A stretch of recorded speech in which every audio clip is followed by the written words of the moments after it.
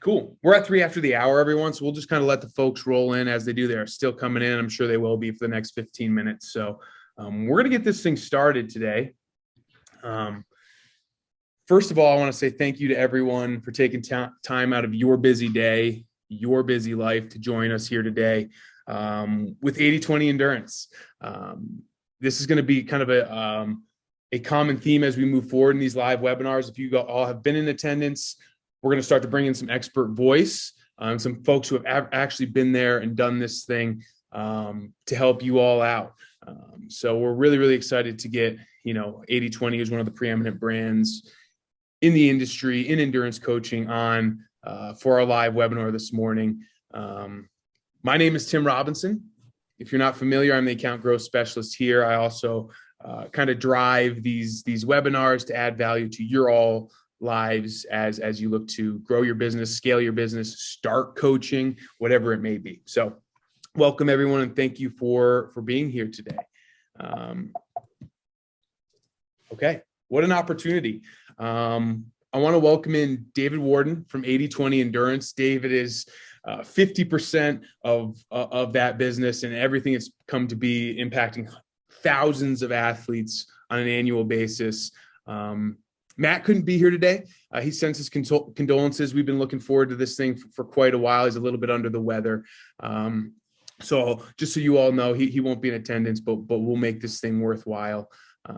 I know it pains him not to be here. So that being said, this is a series of live webinars focused around growing and coaching, scaling businesses. Live webinars 1 and 2 are up in Training Peaks University. Those are pertaining to social media marketing and growing your business through social media. So if you are interested there, jump on in, give those a watch. I will also follow up with an email from today's session, which is recorded. So you're going to get all this wealth of knowledge from David. It'll be recorded and I can send it to you. So if you miss something, don't fret. We'll make sure you get it. David, thank you for jumping on with us today. Tim, happy to be here. Thanks for inviting me. Of course. What can we expect today? Just to kind of set expectations and manage this thing going on. We will keep this to about an hour. Okay. Maybe run over a few minutes if there's some lingering questions, but I want to be clear and concise for you all. And in kind of the general principle of these things, keep it very, very simple. I think sometimes when we're talking business, growth, scalability, things can get very confusing on the marketing side or wherever it may be. So we're going to keep it very simple for you today. Kind of broken up these questions into 3 parts. Learning from David about how this thing turned from an idea to a business, right?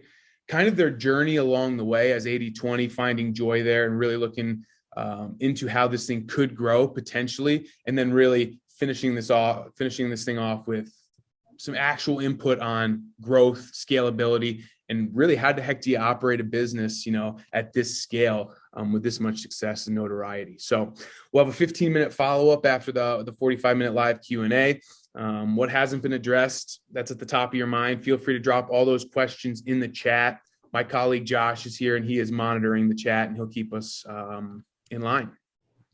So if we don't get to your question, there is probably going to be, around 150, 200 people in here. I will follow up with each and every one of you individually if we don't have time to answer that question.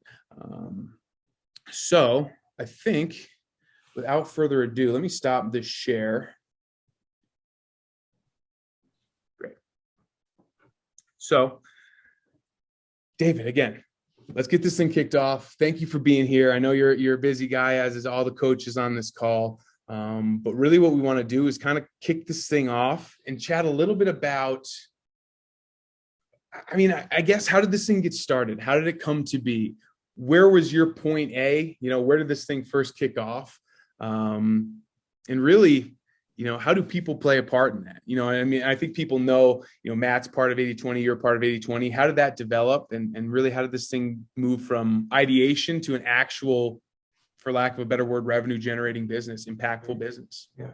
Thanks, Tim. First of all, there's no place I'd rather be right now than doing this. So it's not a matter of, being busy. I'm really happy to be here.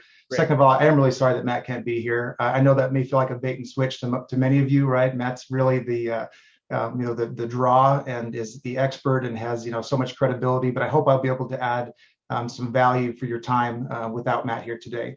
I don't want to spend too much time on the origin story, but it was just a combination of luck and a combination of two people that were at the right time for wanting to change a business. You may recall the Iron Cowboy back in 2015, James Lawrence. He's the one that did 50 Ironmans in 50 states in 50 days. I was his coach for that endeavor, and he asked me if I could host Matt. Matt was actually skeptical about covering anything about the Iron Cowboy, but James invited him to Utah, where day 50 was, where I live, and Matt stayed with me for a couple of days, and we just hit it off. And shortly after that, he said, "Hey, I wrote this book, 80-20 Running, a couple of years ago. It's gone really well, but I'm just getting hounded from triathletes who want training plans for triathlon using the 80-20 concept. The 80-20 concept being that's our whole system. 80% of your workout's easy, 20% hard."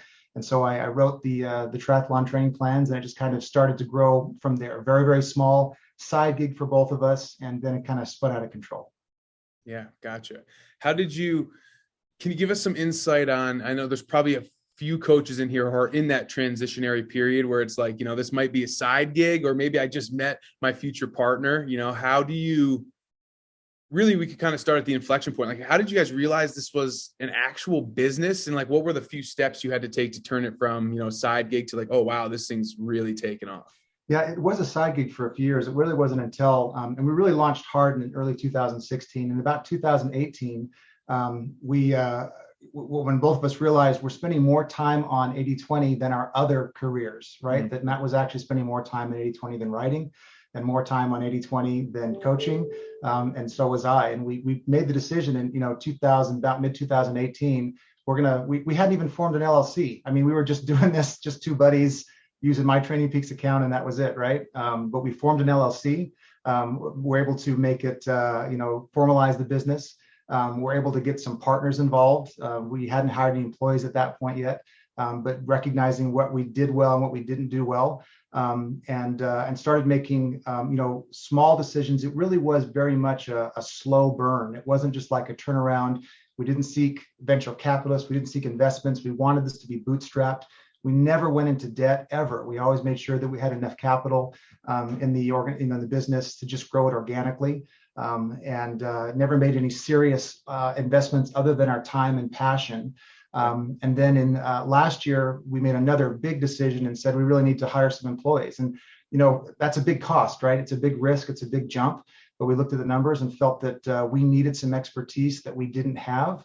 And we hired our first employee, Hannah Hunstead. She's fantastic, our director of brand and employee athlete engagement. And just don't regret that at all. She's amazing. And then 6 months later, we hired Layla off of this pool, actually, of coaches. We pitched this position to this Training Peaks pool of coaches, and she was one of the many that responded and hired Layla. And now we have 2 employees and looking for a third probably in the next few months. Wow, that's great. You said something earlier about like knowing what you're good at, and probably more importantly, knowing what you're not good at. For coaches out there who might be, struggling with that idea, am I looking to sell tailored training plans? Am I looking to coach folks one-on-one? Do I want to coach elite athletes? Do I want to coach a large pool of beginner athletes to intermediate athletes? How did you guys what were the first steps in realizing what it is your strengths are and your weaknesses? Yeah.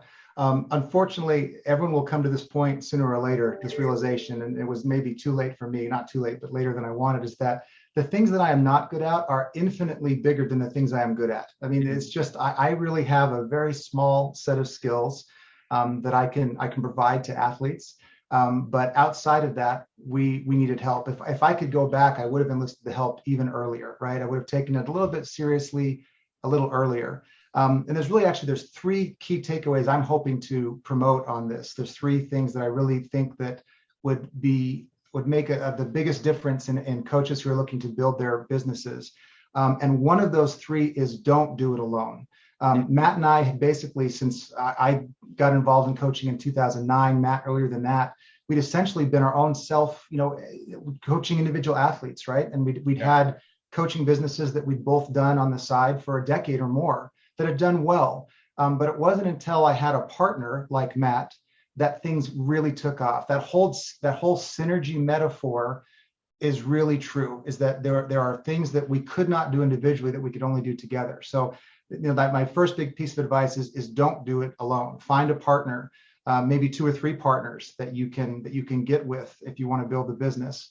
The other thing we realized pretty quickly is, and I'm sure that all the coaches here realize, all 100+ coaches, is that one-on-one coaching only scales 10, 12 athletes before your quality just gets, really deteriorates. And so if you want to scale past 10 to 12 athletes, you've got to have some sort of online presence, a worldwide presence. And that requires a much different business mentality and a different set of tools and skills that most coaches don't have, that requires you to bring in some extra help. And to give you an example, at this point, we have 2 employees, but we also have 9 different contractors that we use every month. And I can't imagine our business without any one of those contractors. We'd be in trouble. Yeah, great. Just to stick to, I think that like the jump from maybe being a 1-man or woman shop, a 2-man or woman shop, to like hiring your first full-time employee, I think that journey kind of naturally takes you through, in my opinion. I mean, if we work with contractors here at Training Peaks as well, I don't think people realize that as much, but it is totally necessary to scale. What are what are some, and I don't want to get too into the weeds about 80/20 specifically, but in your mind, what are some of the things, like someone's looking to go to, let's say Fiverr.com and bring in a contractor to do something? What are kind of some of the first things you think, as this becomes a real business, that you would say, hey, I need a little bit of help here. I can't necessarily spend time on X. I need to spend more time on Y. What do you think about that? Sure. And there's plenty of sites like that, or I've used Upwork as another example that does freelancing. And we did quite a bit of that and still do. Some of the Upwork contractors we hired back in 2018, we use regularly still today. So I think to answer your direct question, is I don't know if there's the way we did it. I don't know that that's really the best way to do it, right? When I say find help and bring in other people, ours was a combination of things like freelancing on Upwork. It was a combination of who do you know? I went to my local tri club and said, hey, I could use some help in our customer support mailbox. I need someone to go in and take some of that low-hanging fruit for us. That was just using my local network to take care of that, right? When we did our employee hires, we broadcast that to our pool of newsletter athletes and our ambassadors and everything else. So I don't know if there's one right way to find a good fit. I just encourage individuals to use all available resources to find that kind of help. Sure. Yeah, that makes sense. Kind of to that. Yeah, just kind of a follow-up to that. Steve Weller has a question of like what areas those contractors work on. Sure. Yeah. Well, actually, I can go through those. So our 3 main contractors are actually, one of the things Matt and I recognized we weren't good at is that we're not good at swim plans. We're not great. I'm good, but I'm not great. We're not great at strength training, and we're not great at mental skills plans. We don't have that background, right? It's not our area of expertise. So we were faced with the choice of, all right, we've created these run plans and triathlon plans. They're the best-selling plans. And it's because we have the expertise there. We know what we're doing. Are we going to try and just pull the wool over people's eyes and write stuff that we don't know? And we said, no, it's not what we're going to do. So we've hired 3 great partners in AJ Gregg, Dr. Corey Niyamura, and Dan Daly to do our strength, mental skills, and swim plans. So those are the 3 partners we have engaged with in the last few years that wrote the plans exclusively. And we have a commission rate with them. We split it just even 50-50 with those partners. They wrote the plans. We provided the protocol. We provided the template. We provided the look and feel and the experience that we required for our athletes to have with those plans. But they were the content experts, right? So we relied on them for that kind of expertise and quality that Matt and I couldn't provide. Another example, of course, is social media. Matt and I are both of a certain age where with social media, it just doesn't come naturally to us. I did my first Instagram post ever 2 weeks ago because Hannah made me do it. She literally forced me and said, if you don't do this, I'm going to kill you, kind of thing. So we just had no idea how to do any of that kind of work. But we have not only Hannah as our primary, who does that, plus a whole bunch of other work. We have a contractor that manages our social media and scheduling and things like that. Other contractors involve just data maintenance and entry. So if we make a change to a plan, for example, if we want to change all of the workout cards to notes for a particular type of plan. That's just a lot of manual data entry. We have over 500 plans. They all have to be fixed individually. Training Peaks could make that easier for us. We can have that a separate conversation, Tim, but for now we have to manually update all 500 plans. And so we hire a contractor, Daniela, who has been with us for years and years and does a great job. So there's some examples of the things that either we're not good at or maybe we don't want to do, and hire someone else to manage for us. Sure, that makes sense. Do you mind, David, just kind of touching on why you use contractors instead of hiring staff? That's a question. So, to clarify, we do have 2 full-time employees, right? So we do, when it makes sense, we have Hannah and Layla that are our full-time director of brand and training. For the contractors, it's really a matter of cost and the cost to benefit ratio and the return on investment. So to hire an employee, we, in the U.S. at least, to hire in this market, to hire a quality employee is going to be around $50,000, $60,000, $70,000 to get someone that you really need. And we want to retain them. We want them to be happy. That doesn't include the benefits. It doesn't include payroll taxes. So it can really add up. So it's a big cost to hire somebody. So the contractors fit really well with our plan partners in that they don't want to be an employee for 80/20 either, right? They really want to do their own thing. For them, this is a gig environment also, right? And gig work for them. So for our 3 plan partners, and we've got 2 more coming on board soon for other plans that we've outsourced, it was just a matter of return on investment. So for the plan providers, everybody wins because they don't have to work for us. They're not tied to 80/20 only. They can still do their own content and have their own work. But if they work for us, they don't have that kind of flexibility. And for someone like Daniela, who does our data entry, we just don't have enough of that work, right? We might have 2 major revisions of plans a month that might take her 4 to 8 hours each. 16 hours a month just doesn't make sense for us to hire someone full time. So the decision between Layla and Hannah and those positions were that we recognized we need someone laser focused on brand and athlete experience, and someone laser focused on the experience of training. And so, for example, Layla right now is working on our new coaching certification, which we'll have out by the end of the year. Matt is about to publish a new book called 80/20 Endurance for Coaches that will walk you through, all of the 80/20 concepts and non-80/20 concepts on being a coach. And Layla is designing our full coaching certification around that. That's a lot of work. It's a full-time job. We had to have her do that to make that happen. So there's some of the thought process behind full-time and contractors. Yeah, that's great stuff. And that's, I knew this topic was going to come up because people are asking me all the time about hiring, expanding, adding their first assistant coach or their first admin. It comes up almost daily. Yeah, and Tim, let me specify. I don't want to freak people out thinking, gosh, I've only got 12 clients and you're telling me I got to hire someone for 50, 60, 70. You don't, start with the contractors. Again, we didn't hire Hannah till last year. We were 6 years into this journey before we hired our first and second, right? Yeah. So we did contractors nonstop exclusively. We had someone that was doing our email support. We just paid him $500 a month.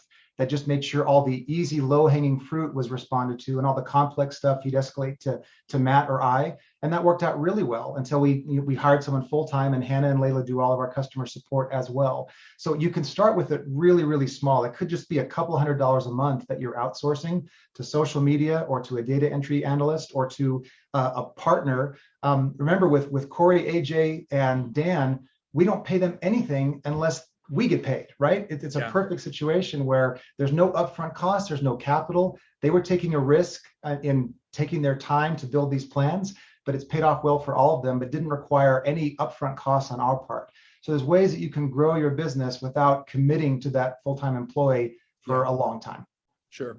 1122 here, local. I'm going to jump into Sally's question here really quick, and I think this will kind of take us into the next section. So Sally asks, so the training plan's automated, which I can answer, but I'll let you handle it. I'm not sure I understand how you handle that piece.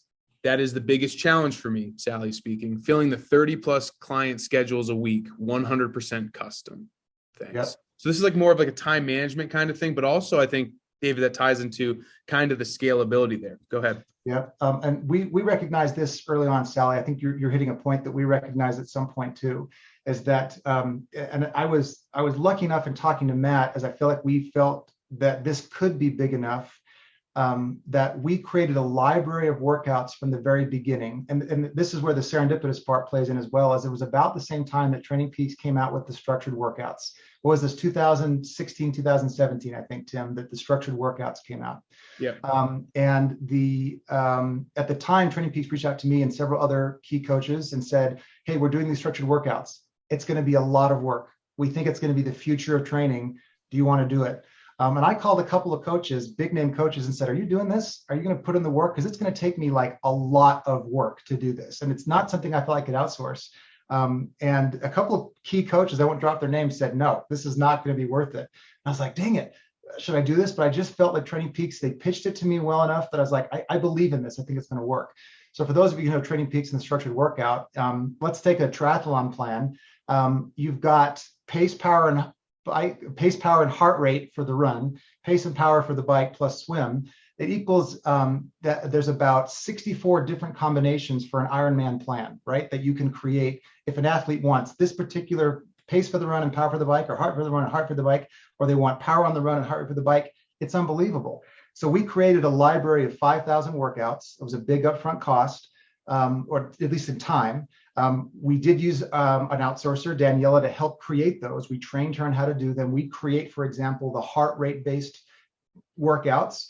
She would go in and convert those to pace and power based workouts, right? But once we had that library of 5,000 workouts, to create new plans or to update the existing plans was just drag and drop. So Sally, I guess to answer your direct question is if you invest the time to create that workout library, right? It gives you the two branches of custom plans, drag and drop, which still takes time. You can't get over that custom plan hurdle, that it's going to take time to do a custom plan. Right. But for maintaining or building new plans, it is so much easier for us now we've coded the workouts. We know what each of one stands for. We know the easy ones, we know the hard ones, the intensity type, and we just drag and drop those in. Now to this great pool of 145 coaches, let me pitch that we offer that library to you. So you can use our 80/20 library commercially to do that drag and drop. We will share our 13 library suite with you, complete with pace, power, heart rate workouts for bike, swim, run, mental skills, strength training, mobility, core strength, so that you don't have to create those workouts and can be licensed to use those to drag and drop and create them for your athletes. You can go to our website or ping me offline on how to do that, but that's another way you could save a little bit of time. Great. Yeah. And if anyone has questions on that, again, we'll have contact information in the follow-up, and I'll be sure to put you in the right place for that. Right. Moody, I'm going to hold off on that question until the end. That's a good one. I actually have a talking point about kind of the financial management thing coming up. So Sally says, thank you. Ryan says, now structured workouts go to Suunto brands too. Thanks, TP. There are things we can improve here at Training Peaks. We are adamant about it. We are focused on it, but yes, we are making progress here. So great. There's a little bit of a follow-up. Suzanne asked in the Q&A, like, how are you managing those 500 plans outside of Training Peaks? How do you kind of organize them and keep track of changes? Okay. It's a great question. We have committed to Training Peaks. So we have an exclusive agreement that we are very happy with, that we are just through Training Peaks this time. We have been on other platforms before. I'm not going to name them here, but we have been on other platforms until even recently. But we felt like there was a great partnership with Training Peaks and with us. And so currently we are only managing those plans on Training Peaks. If we were ever to leave Training Peaks, I'd have some concerns, right? How do you manage those on multiple platforms? And that's where it would be a full-time hire, right? Someone like Layla would be responsible primarily for the maintenance of those plans on multiple platforms. But we haven't hit that particular hurdle yet. Great question. How you feeling, Josh? Feel like we can go to she just followed up, and she was saying, like, referring to updating all of the plans if there's a change to a plan. Yep. So this is where we do outsource a lot of this. Layla will do a lot of that work for us. I mean, it is a lot of work. If we find an error or a change in the plan, it is 500 plans to do that. So it depends on the nature of the change. Sometimes Layla will just go through in half a day, she can have them all done. Some of them are much more ubiquitous. They are, pervasive throughout all the plans. And then we do outsource to someone who, Daniela, for us, just gets better and better all the time. She's been with us for years. And so it's a great partnership to have. She doesn't know anything about endurance sports, nothing about it, right? But she knows how to use Training Peaks because we've trained her and invested the time there, and we take good care of her. You'll notice she's actually in the 80/20 triathlon book acknowledgments because she helped us so much with that kind of data entry. And so if you find a partner like that to help you, it is a lot of work, but you can outsource it to someone who's been trained. So about half and half we do ourselves, the other half we outsource, but it is a lot of manual work. So you're just documenting, you're maintaining that record in Training Peaks. You don't have like a log somewhere that you're. That's right. We do not have a change log, right? Our change log would be our Slack channel internally and email, right? We just say, hey, for example, we liked the new notes feature that came out. So we said, you know what, let's put all of our week 1 activity, week 2 activity, we have like a weekly summary. For the run plans, let's switch all of those from a workout card to notes. There's an example, right? But that's half our plans. That's 200 plus plans that we just have to manually go through and make that change from a workout card to a note card. And we had Daniela manage that. We don't have a change log for it. If I decide that I want to upgrade our sprint plans and I feel like, you know what, in the level 1 plan, I don't like this aerobic or this anaerobic workout, it's not working for some athletes, I'll just go and change it, but I don't have a change log. We just make the changes and improve them without any kind of history. Okay. And now I'm second guessing that. So thank you for that, because now I feel like I should. For those of you who don't know, Slack is a, for lack of a better term, a communication app. Put it on your computer, you have all your employees, all your shareholders, boom, you can communicate these things out external to any system through the internet. So we use Slack as well as Training Peaks. So cool. I'm going to bookmark that section and we're going to move to the next one. Keep asking questions, guys. These are fantastic. So to kick off the second part, David, I think another big topic from new coaches is time management.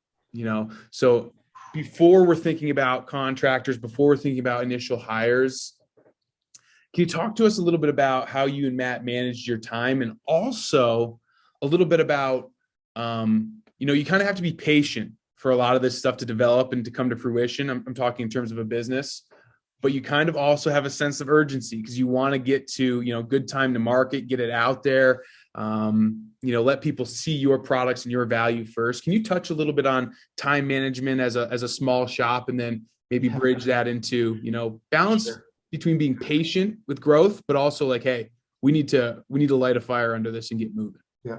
It's interesting. The metaphor of 80/20 that we use for our athletes is so appropriate, I feel like, to our business, is that 80% of the time we are spending long, slow burn, patient, endurance type of work, right? Just stick with the plan and be patient with some of the boring stuff and it'll pay off. And then 20% of the time we're panicked, right? It's like, oh my gosh, our competitors are doing this. We're not doing this. This rollout has been a disaster, things that happen. And we have to just, respond quickly. So time management, this is not something I'm great at, right? I am barely competent at time management, but I think what here is all of us are entrepreneurs, right? Everyone on this call is an entrepreneur, and entrepreneurs have a certain type of personality that allows them to have a whole bunch of great ideas.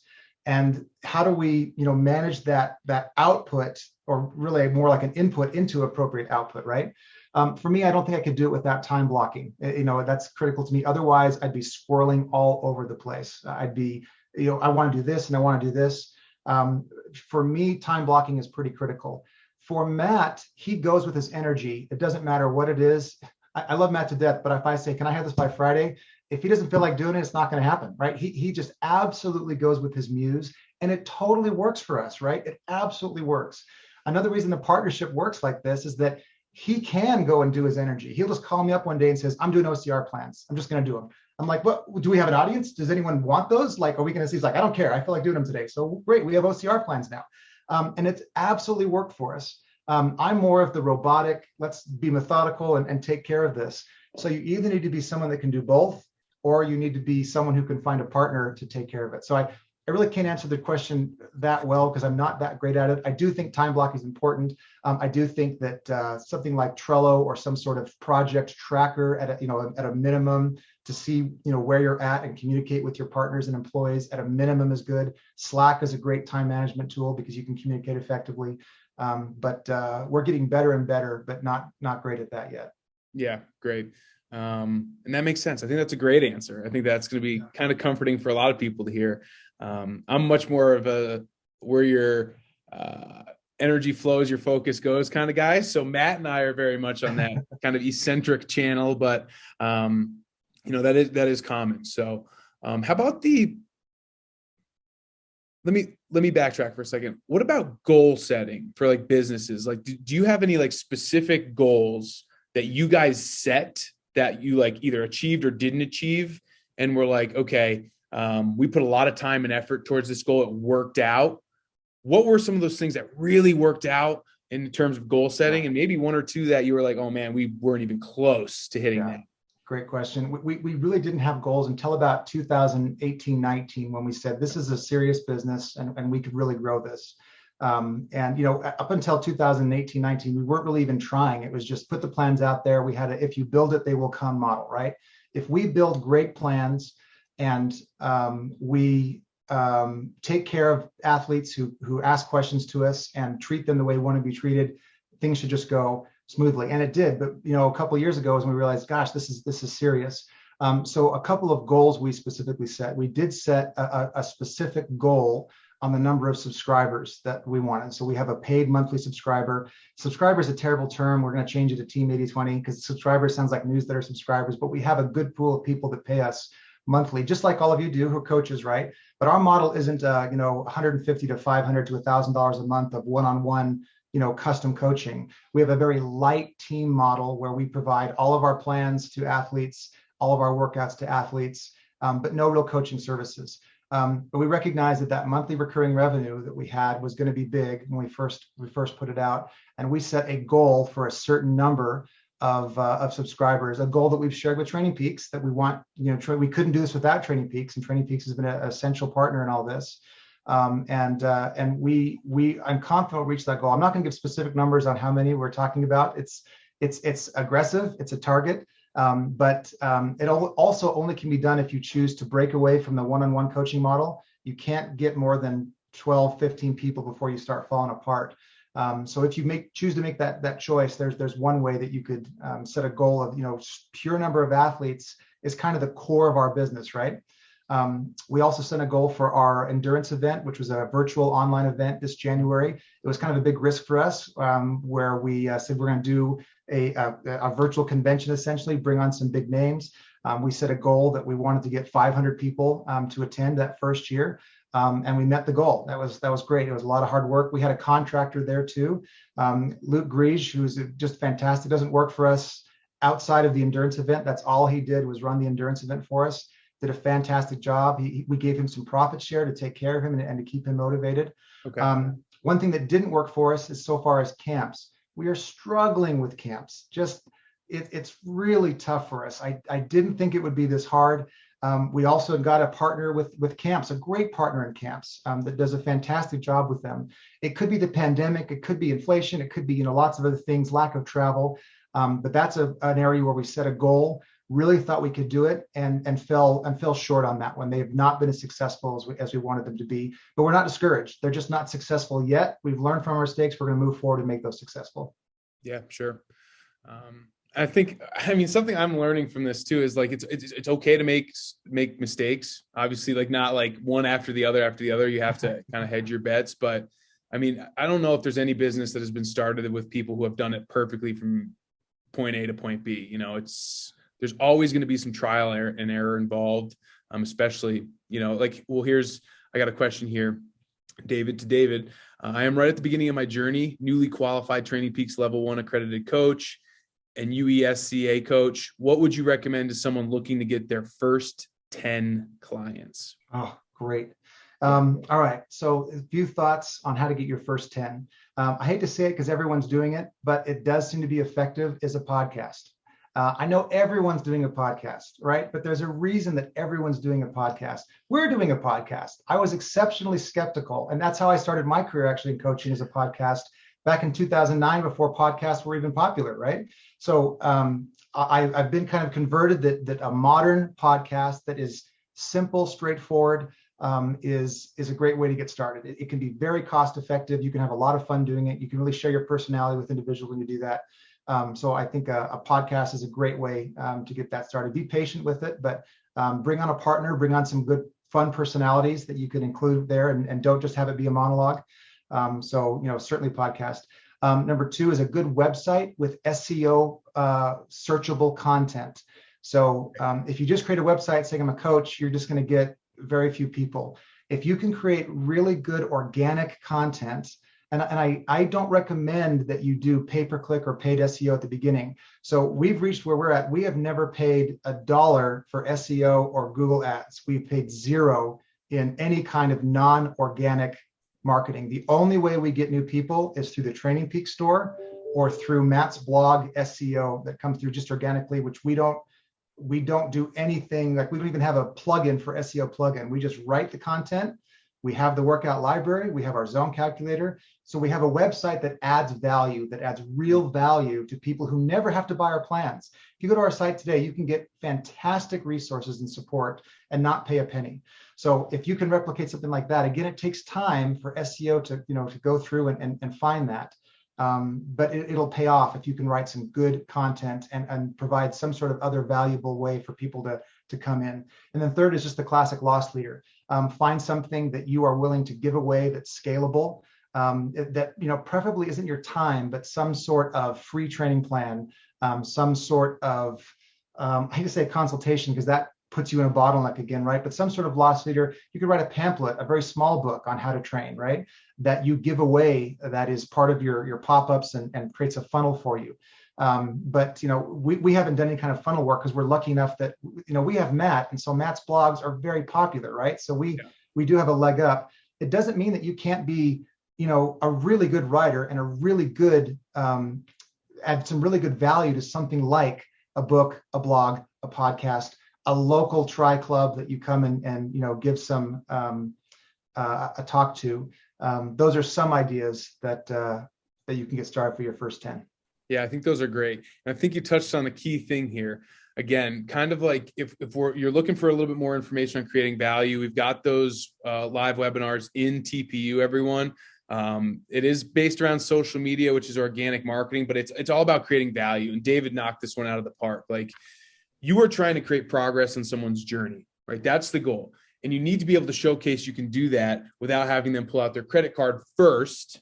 Yeah. Build trust, build clout, let them understand that you know what you're talking about. Most importantly, let them know that you're there to help them, right? That's what creating value is. And if people see that, they're going to react emotionally in a good way. Right? One thing I noticed I didn't put in there is social media. And it's not because I don't believe in social media. It's just that I don't understand it. The thought of me sharing what I'm doing or the thought of me caring about what other people doing, it just makes no sense to me. So social media to me has always just been this strange box. Yeah. So I do regret not getting involved in it earlier. If I would go back, I would have hired a contractor or Hannah or somebody much earlier in this process and invested a little bit of money, not a lot, but a little bit of money into it. Some of my colleagues, when they tell me they've got like a $10,000 budget spend on Google Ads, sure, and they're barely making just over that, it makes me nervous. But don't discount social media. It's just I'm not the right person to ask on how to do that. Sure. Yeah. Different strokes for different folks. Yeah. Here's one that kind of blends what you're doing now, what you just talked about, to maybe expanding the product or a business unit in the future from Stephen. What sort of market research would you use to develop new plans to help you focus your time prioritized? Yeah. And that's also recent to us as well. I think, first of all, if you can, we're fortunate we have a lot of this data because, people who come to our website enter this data. So we can collect a lot of this data on demographics, right? But there is data out there that you can get through either Google searches or publicly available information is, know what the global opportunity is, especially if you're going to scale. When I started, I never would have ever guessed that 60% of our business would be outside the United States. And that's what it is. And we're a US-based company. We started in the US. But most of our business is outside the US, and that is growing all the time. Yeah. So don't limit yourself to a US based audience. You want to definitely go with a global if you're going to scale beyond your 10 to 12 athletes. Understand where male and female and minorities play in this. There are a lot of underrepresented groups that you can serve. It's one of the reasons that Matt and I started the 80/20 Endurance Foundation and the Coaches of Color Initiative. Again, Jessica Snyder is on the call with us. One of our first coaches for that initiative is that we recognized there's a need there, that there are not enough coaches of color, not enough participants of color, and we've dedicated a lot of time and resources to making that change. But you know what? It's also a business opportunity, right? Yeah. Sure, Matt and I might be nice guys, but we also are going to be able to use this to bring in people that we would have never have brought in otherwise, especially when you accept this as a global opportunity to bring in, is that know the demographics that you can bring in. We haven't, for example, focused on youth. We haven't focused on masters. Those could be areas that you have expertise in that you could recognize a demographic and a need that you could serve as well. Great. That's awesome. Steven says, thank you. Your ears should be burning there, Steve. I think we've had a conversation about this recently. So we're all on the same page, which is good. Let me see. Let me get JW here. I'm coaching, mentoring a couple athletes at no charge or cost to me, with the thoughts that they can be used as a word of mouth for future building clients. What are your thoughts? Hi, JW. Good to talk to you. JW McKenna is one of our great athletes. We love JW. And actually, JW, I think it's great. It's how I started too. My start as a coach was I did a podcast. It kind of grew and grew and grew and grew. You may have heard the Tri Talk Triathlon podcast. I haven't done it for a long time, but it used to be very popular. And at one point in the podcast, I said, hey, I'm doing free coaching, free coaching for the first 5. Got hundreds of people, that came in, did that free coaching. It just grew from there. But the free coaching is a great idea because you get to test your skills. You get to find out what you're competent at and not competent at and what you need to improve. And then word of mouth grows. I think it's a fantastic idea. Yeah, I agree. Another question here for you, David. Do Matt and David still coach their own 10 to 12 athletes as well as running the other side of the business? No. We those have dropped by. We both had about 10 to 12 when we started, and I just informed all my athletes, that I'll keep you as long as you want. I'm not going to take on anybody else. Matt still has at least three or four. The Matt still has some that, and their legacy. They've been around for a while, but neither of us have accepted new clients for a very long time. Again, it's just not scalable, right? Is that once we committed to that scalability, we knew we couldn't do one-on-one any longer. I miss it. It's great. But the good news is I talked to yesterday, I corresponded with, no joke, 53 different athletes yesterday who had questions about our plans or coaching. So you're still going to get a lot of one-on-one time, even though it may just be a 5-minute email. If you love that kind of work, then you're still going to be able to do it if you scale. Yeah. Great information. Okay. About quarter till the hour here. I want to move us along.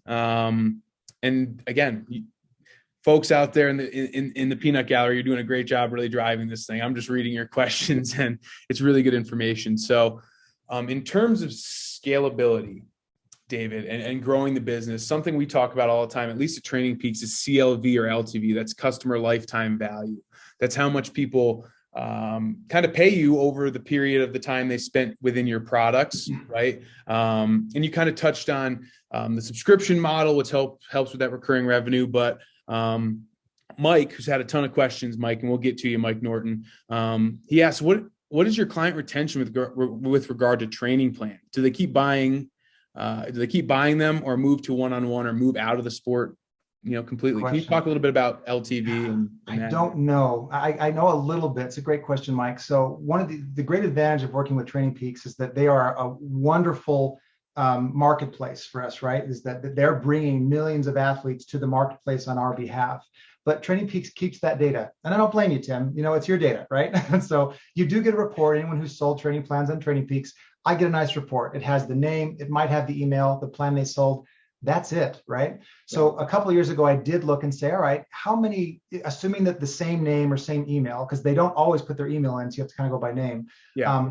I found that for us in particular, that a typical athlete was spending $80. That was after Training Peaks commission, right? They would buy approximately 2.7 plans from us in a 2-year period, right? And that's the most data that I could get on the individual Training Peaks plan side, right? Just through a spreadsheet, and that's still great data. And I appreciate that we've got that ability to report from Training Peaks. Training Peaks recently came out with some Sigma reporting that gives a much deeper dive into things like your average plan ratings, what the origin of the plan sale was. Did it come from outside of Training Peaks, or was the initial hit inside of Training Peaks, right? That's been a big help as well, and that comes monthly from Training Peaks. From some accounts, I don't want to speak for all accounts, but at least for ours, we have that ability. That's been very, very helpful as a partner for Training Peaks to provide that. And then we have our point of sale, which gives exactly what we're talking about, Mike, the lifetime retention, lifetime value of a customer. We use a platform called ThriveCart. It's great. We've used it for years now. We love it. It provides us with that kind of dashboard of what is the average value for the customers. Frankly, I don't track it. It keeps going up. I don't know what a good number is. Like, I don't know what churn means.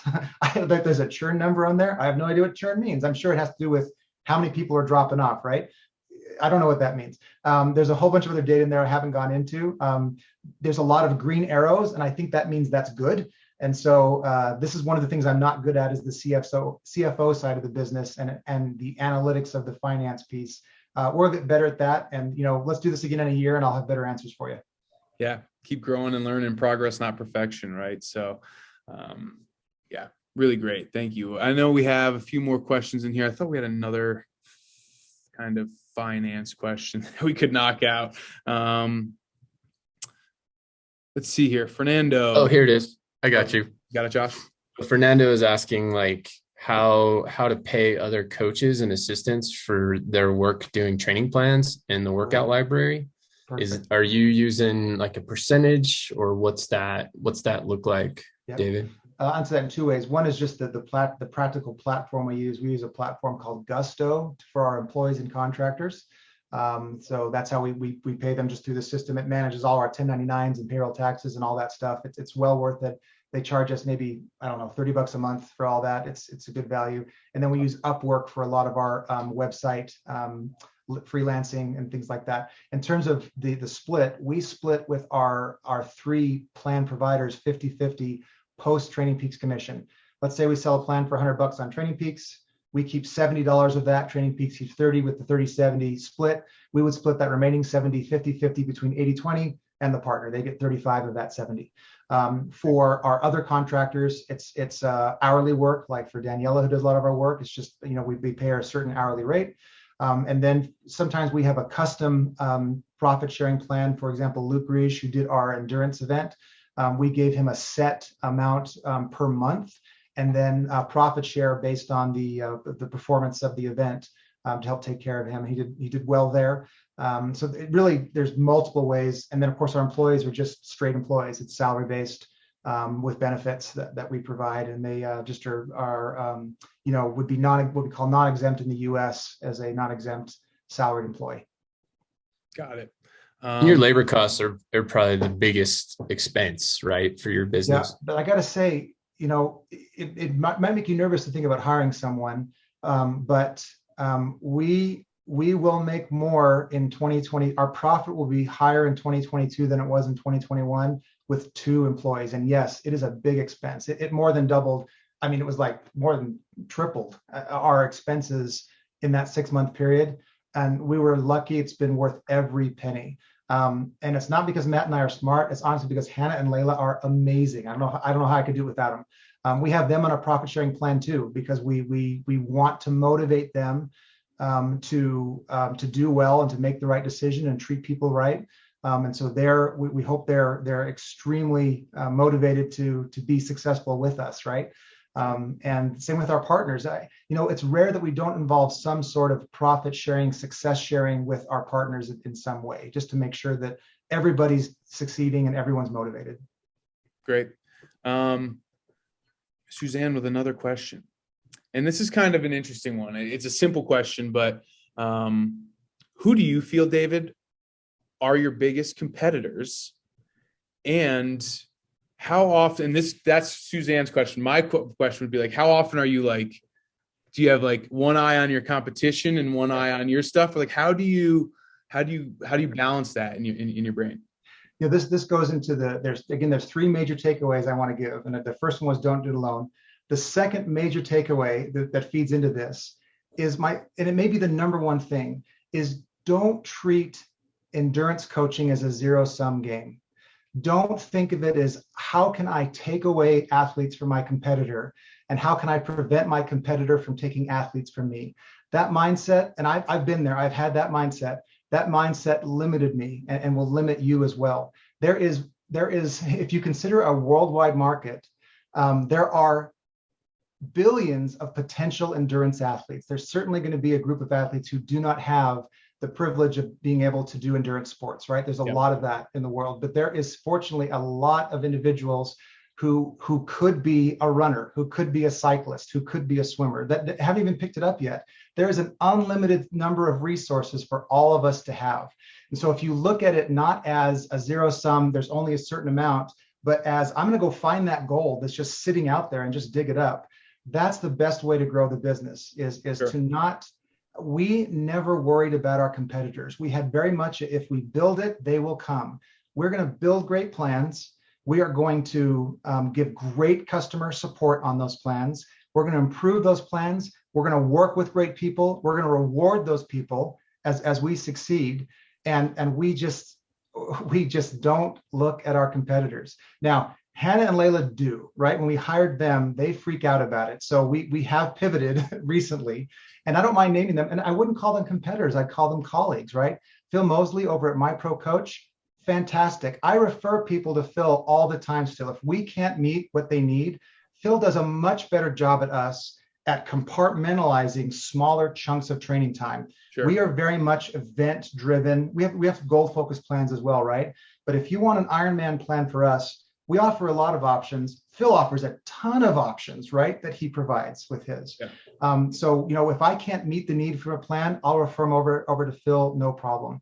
Sure. Hal Higdon, Chris Carmichael, these are all great colleagues that they are competitors, but I think of them as colleagues first. I'll give you an example. Phil Mosley one time reached out to me and said, hey, I've noticed that someone is using your plans commercially, right? He didn't have to do that. Right? He could have just said, goody, my competitor is getting eaten alive by someone else. I really appreciated that when that happened. And we work with Hal and Chris all the time on different projects that Matt has relationships with. There's no reason that Matt has to ruin those relationships just because he's a competitor with them. Totally. So, to answer that question, we don't look a lot at our competitors until recently. And I wish I would have done a little bit earlier and taken them more seriously, because they're doing some amazing things that we are not doing and that we're behind on, and we're doing some catch up. So I would say, emulate your competitors, but just don't freak out about trying to steal, because it's just not going to work out in the long run. It's not a zero-sum game. We can all be successful. That's why I'm here sharing this with you, right? Is a lot of what worked for us, and is that, I'm not going to gain 150 customers from this, right? There's no way you're all going to come to me and say, oh, great, I'm going to go get a plan from Morton now from 80/20 Endurance. I'm here because I believe in sharing these principles, because if you go out and grow 100 new athletes that I don't have to work, I can probably get 20 of those later on, and everybody wins, right? We can all win by just growing the endurance sports industry. Totally. Yeah. A rising tide lifts all boats. One of my favorite quotes. Cool. Go ahead, Josh. Yeah, since we're getting closer, we've gotten a few questions asking about those workout libraries and how to use those resources, David, that you're. So I said I didn't come on here because I'm not going to gain customers. That's really the truth, right? If we happen to gain a few coaches, that want to buy our services, great. Go to 8020endurance.com. Click on subscriptions, and you'll see a coaching offer there. So we offer subscriptions to athletes that we manage their workouts and their plans, et cetera. We offer a coaching subscription that lets you commercially use our workouts, not our plans, because unfortunately, right today, Training Peaks doesn't let us share our plan libraries, right? We can only share our workout libraries. Mm-hmm. We hope to change that so we can open up our plans for you as well. That would be great, Tim, if we can do that, right? Totally. But for today, for a very low cost, we offer our 5,000 workout library and the permission to use that commercially, where you can just drag and drop. So 8020.com, 8020endurance.com, go to subscriptions, you'll see the coach. If not, contact me at our contact us and I'll point you in the right direction. But I feel bad. That's not why I'm here. I really hope that it will help coaches. We don't make a lot of money on that. It's not a big, thing, but if it'll help you grow the business, let's grow it together, right? We want to help you if we can. Yeah, that's great. And I'll keep all that information in the follow-up email, everyone. We'll have links in there, and we'll also have links to TPU and some discount codes, a couple shameless plugs in there for TP and 8020, but no worries. This is really good stuff, and it's handy resources. And my job here is to give you folks things that are actionable, right? Let's take action. Let's progress forward. So no problem there. And every now and then your audio cuts out. And I feel like it's like a swear word that, there's someone at Training Peaks that's hitting the, the button in real time. So when you're like dropping F-bombs, it's just, cutting you out. So yeah, I often, I've implemented the software myself because there you go. I get excited and sometimes no. He's on a 2-second delay so that this AI can go, Yeah, exactly. Cool. We'll David, do you have another 5 to 10 minutes to keep knocking some of these questions? I do. Yeah, absolutely. Okay, great. We're going to keep this rolling, folks, probably for another, what time do we have? Okay. We're right at noon local. We'll keep it going for another 5 to 10. There's just some really good questions in here. So from a user here, David, what do you think athletes value more when considering a coach? Qualifications, experience, reviews from others? Your thoughts?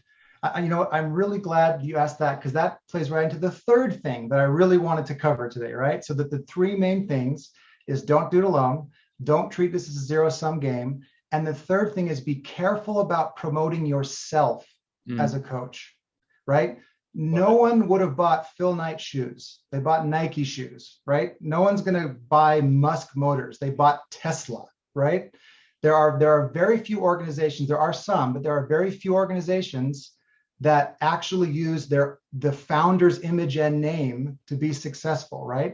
Mm-hmm. People tend to trust systems and teams over individuals. There's always going to be some exceptions, right? There's always going to be the differences. But I would say be cautious about promoting yourself. Find a system, something that you do that you're really good at. For us, it's 80/20, right? That's an easy one, right? There are an infinite number of systems or things that you are good at that you're probably one of the best in the world at, that you can create and promote. If you name the company after yourself, where do you go? What's your exit strategy? How do you sell? You know what I mean? And so I would say the first thing is people actually care more about, I think, systems and trust what the team that you provide and the support system that you can provide to them is going to do. I'm not saying don't name it after yourself. I know I just panicked 100 people who have their, John Smith coaching, right? It may work for you, but when I look at Matt and I both I had David Wharton coaching, and Matt had, Matt Fitzgerald, and we did pretty well until we merged and renamed it. And then it blew up, right? Because now we have a system that we're selling that will outlive us, right? That is bigger than us. And so that's my first piece of advice. But, to answer more of your direct question is, what do you think they want? We only got lucky with the reviews. We've never activated like Google reviews or anything like that. We rely on Training Peaks reviews for our plans. We know that unlike Google, it can't be manipulated because the third party is actually, running it. And so I think reviews are great. Any way you could, I don't know how to do those reviews other than Training Peaks. There's plenty of ways with Google or Yelp or other ways you could get online. I know I use those, right, when I make decisions on Amazon, so I'm sure that they're useful for other people. Word of mouth is great. We talked about JW doing his free clients for a bit, and those clients, and JW, you should ask those clients, can I get a commitment from you that you will tell 3 of your friends about this experience, right? And get that commitment from them. Word of mouth is a great way to do it. So other than my really passionate point about avoid naming the company after yourself, I don't know the best answer to that and what they're looking for. I think they're looking for quality and credibility. And if you can lead with credibility, the quality that you write is going to be evident. Totally.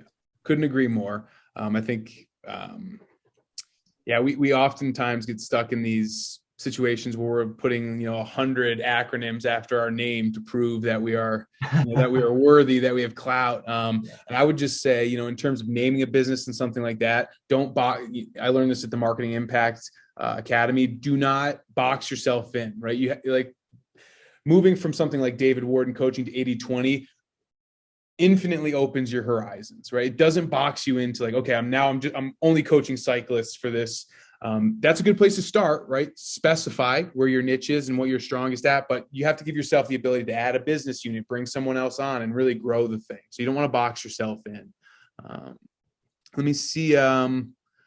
What would, if you could rank them, David, like what are the top 3 funnels that bring customers to you? Yeah, to us, and again, I want to be cautious because I don't know that I can answer what the best 3 funnels are, right?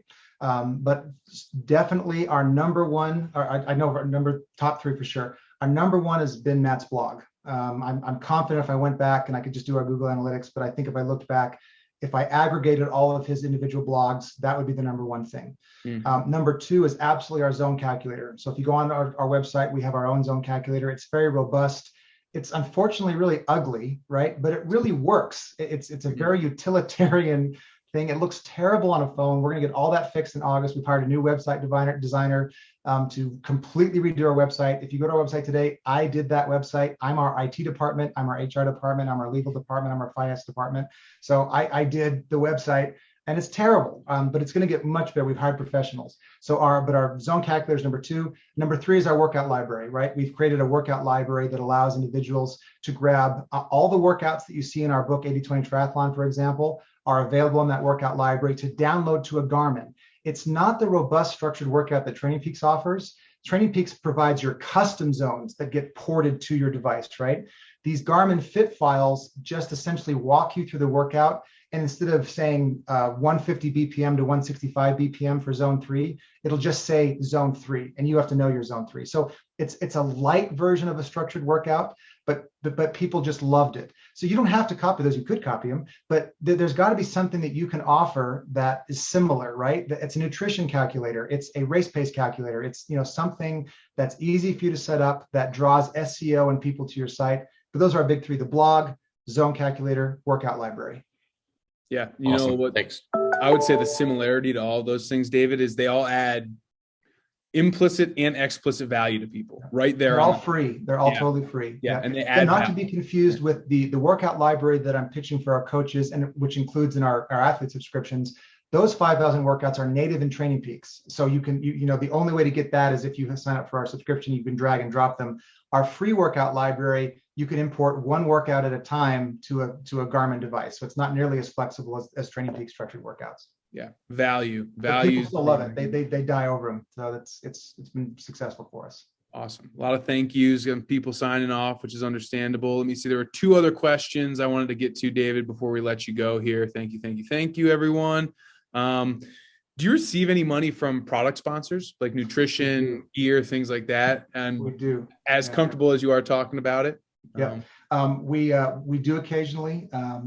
The biggest impact we've had was the endurance event. So we got 3 major sponsors, including Training Peaks, for our endurance event. They were one of our tier 1 sponsors. But we hesitate. We have several partnerships. In terms of sponsors, Matt and I are very clear about we don't want to promote anything that we don't believe in, right? We have to have used it ourselves and are totally confident in the product. It's just, our reputation is priceless. So we just don't mess with that kind of stuff, right? But with the endurance event, we believed in all the things that we were promoting and pitching there. We'd used them, we believed in them. They were great. So yes, we do. But on a day-to-day basis, we're in conversations with a couple of other major manufacturers on not sponsorship money that we're receiving, but on partnerships, right? How can we promote your product and you promote our product? And that's worth way more to me than getting $10,000 to put their product as a pop-up on our website.